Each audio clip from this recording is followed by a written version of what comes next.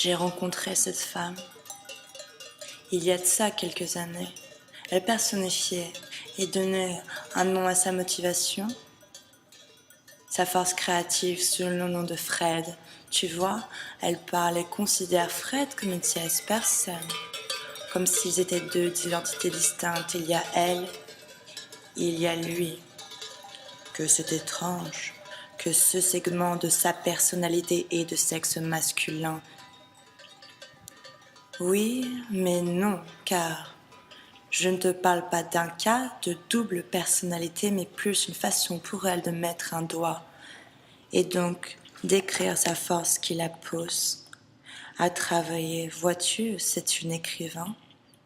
Et pour stimuler sa concentration et sa motivation, elle trouve utile d'identifier son inspiration première par un prénom, puisque ça engendre une relation encore plus proche entre elles.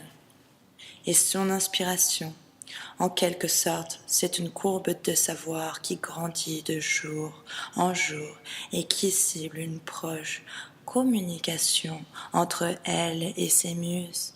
Elle les nourrit, elle le nourrit. Comment ça, elle le nourrit?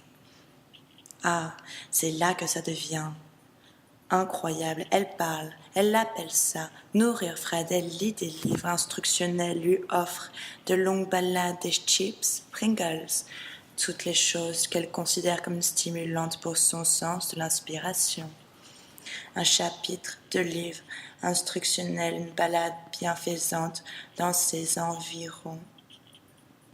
Et un énorme paquet de chips Pringles. Et c'est ça qui influence bénéfiquement sa motivation créative.